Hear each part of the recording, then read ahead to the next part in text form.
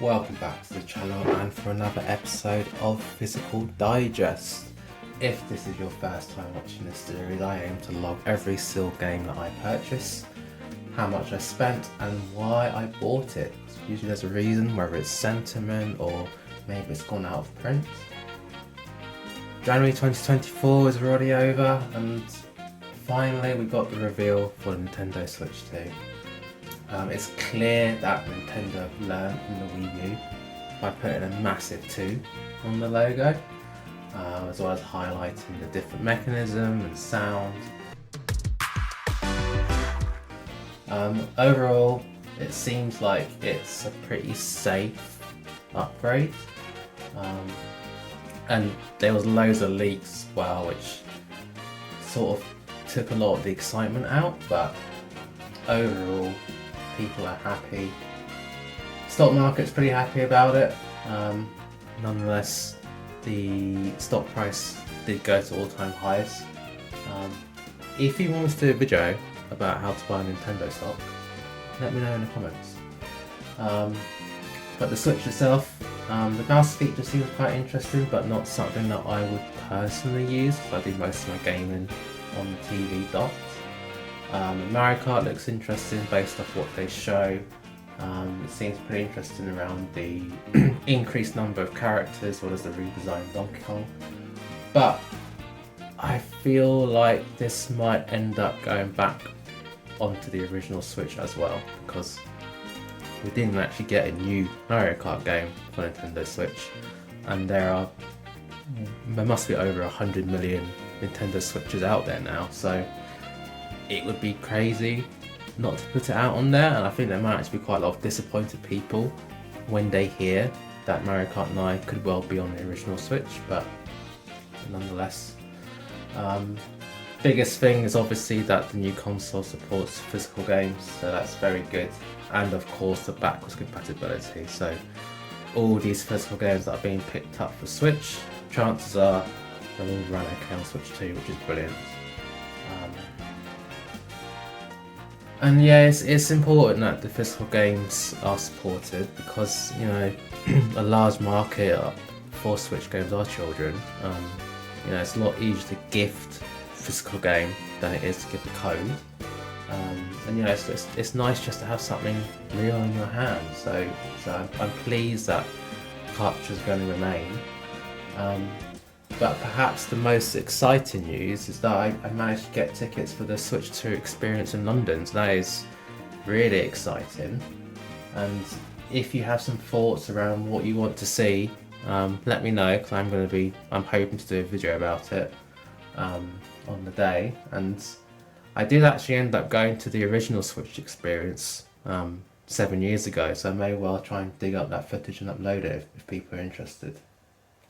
Nonetheless, onto the game. So it's a bit of a different style today because you may have noticed that I've got quite a few that I haven't opened. I thought I'd wait until this episode to open them, but I'll do those at the end, and we'll first do the ones that I have opened and I've already put in their protectors. So first of all, in no particular order, we have Rugrats Adventures in Gameland. This is quite an interesting one, and I'm actually really happy with what I paid for it. So this is a fairly recent release, and it goes for like £30-ish, maybe 35. And for me, it just popped up when I was browsing, and I managed to get it for £18.84, which is obviously a bargain because it is a limited run game. We don't really know how many they've made, and actually the game looks really interesting. There's multiple modes in terms of the 8-bit mode and the modern graphics mode. And Rugrats itself, this was a series I grew up watching, so there's quite a lot of sentiment there. And I even have one of the old Rugrats games on my Game Boy Color. I remember playing it vividly and picking it up from like, I think there was like a game kiosk in Debenhams all those years ago, and managed to get the game, and yeah, it just brought back those memories. So very happy to have this one in the collection. On to the next one is Ukulele and the Impossible Lair. So This one, I probably overpaid a little bit based off what it goes for. I ended up paying about £13.50, 13.49. However, I'm actually not very happy about the condition that it came in because it turns out that the back of the game is actually in French. And you can actually also see the red logo or the red triangle to indicate that it's not a UK copy. So yeah, I'm not very happy about this. I mean, again, I didn't spend that much money, so it's not a big deal. And I did notice that there were other listings where the back was in French, so I don't know how a whole load of copies that were in a different language ended up in the UK. But why it's annoying is because the seller that I bought it from didn't disclose that this is actually a French edition, and I sort of took the approach that maybe they didn't realise either, but I ended up messaging them, didn't get a response, so I wasn't best pleased. But this is kind of the risks that you sometimes take when you're buying off, marketplaces. On ultimately it's a second-hand market, so you never know. But it's not the end of the world. I can always get another copy if I so desperately wanted to. But nonetheless, on to the next one. So, Game Builder Garage. Again, very nice to have a sealed copy. This is actually quite rare when I browse online. Like, I ended up paying. Let's have a look. I ended up paying just shy of 11.50, and it's quite an interesting concept between being able to make games on the Switch, and it's something that I'd be up for trying. But a sealed copy does seem to go for a bit more than that. Normally, seems to be about 25, but you can still get an open copy for cheaper. But I'm very happy to have it in the collection. It's a first party Nintendo game, and yeah, it's quite an interesting one. Whether or not we see this sort of game on the Switch too, I'm not sure. So I do like to get these sort of experimental games, a bit of a niche that may not see the same type of in the future. And then the remaining games that I've already opened, well, I've already unwrapped and put in their box protectors, that previous viewers of the channel will be aware of, is Outer Wilds. So I've did a video about Annapurna and how the staff did end up leaving, and has had a massive turnover, and now there's a new private label that's been spun up of the previous staff, and so it basically means that a lot of these Annapurna games may go out of print. We don't know yet, but this popped up on Amazon. It appeared back in stock, and I think it got damaged at some point because I noticed that there were some marks right there. You can see that. So I'm fine with it, but just something to be aware of when you're buying online. But yeah, happy to have a sealed copy in the collection. And then we got Cocoon. So this popped up. This was cheapest on Hit, but it is also available on Amazon. I ended up paying just shy of £20. And what's interesting is that on Hit, this ended up rising on the bestsellers, and now it's out of stock. So I do wonder if maybe this channel did have a little bit of influence on the sales, but we don't know. So yeah, this is good to have in the collection. Very happy about it, because we don't know when physical ones will be returned. So definitely grab one if it appears back in stock. And then Stray. Very happy with this game. It's definitely worth playing. I ended up paying £22.95. I think Amazon were price matching the game collection. I did also have a gift card as well.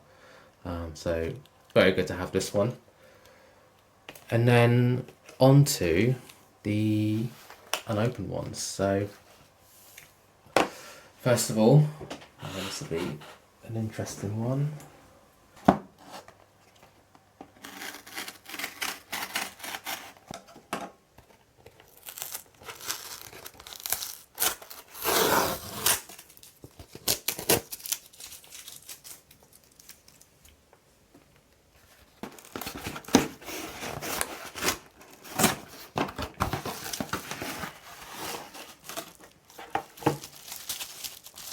So we have Hollow Knight. and this was a very good find. I ended up paying £20 on eBay. It was listed for 25. You know, sending a cheeky offer for 20, and it got accepted. And I'm very happy with the condition. Very happy with the packaging it came in. This game's quite hard to get a sealed copy, like for a decent price. Even when I was on holiday, it was quite expensive in Mallorca. So to get one for 20, very happy. I know people are really desperate for a sequel on this game that I do want to play, to see what it's all about. So I'm very happy to have this one. And yeah, very happy to have this in the collection. So pop that into the sides.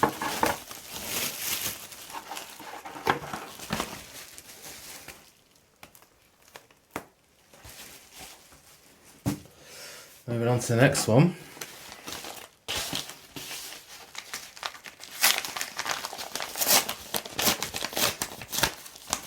And we've got Super Monkey Ball Banana Mania Launch Edition. So yeah, I ended up buying this off the Gamery for about £20.75. I noticed that this game is also quite hard to get new for a decent price. It might have gone out of print. And yeah, I've ordered from the Gamery before, and they ended up, they have an eBay store.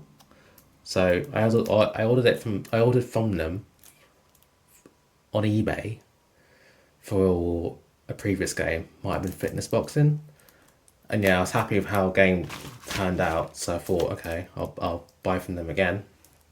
So yeah, by buying directly from their website, I managed to save a few quid rather than going through eBay, and that is something that you should spot. If you've got a business seller on eBay, have a look to see if they've got a direct website, because you may end up end up saving a few pounds by doing so.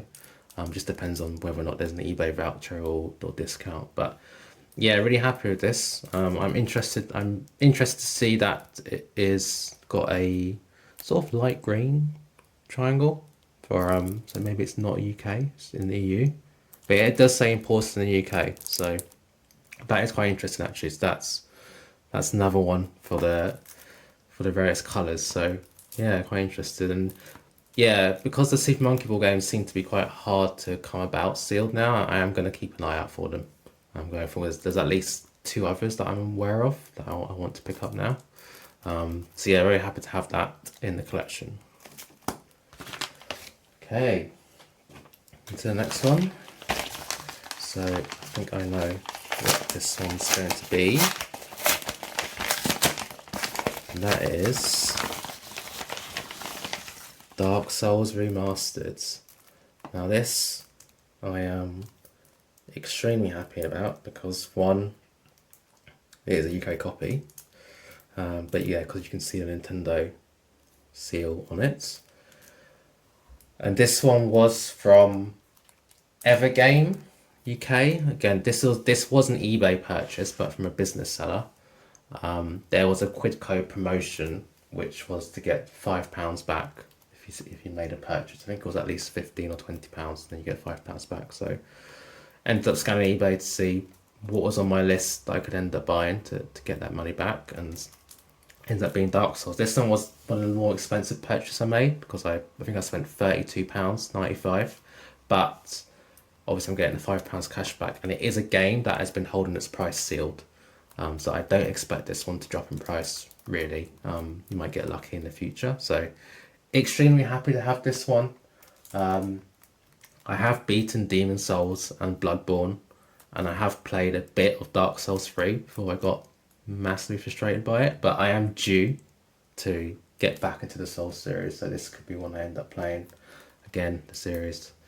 So on to the next one. So the last two, as you can guess, are Amazon pickups. So let's get this opened up.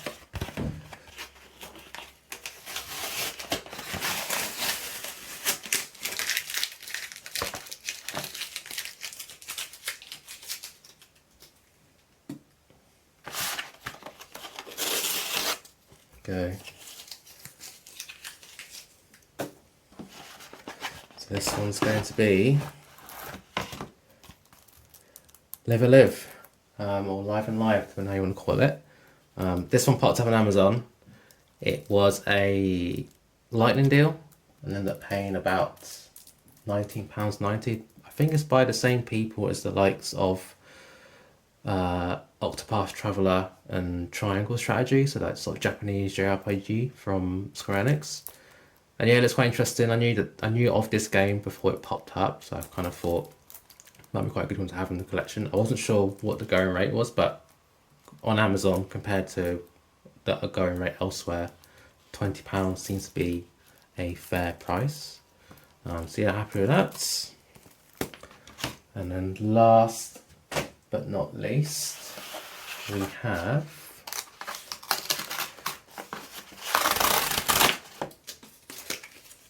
let's see what it's going to be. Oh, I know what it is.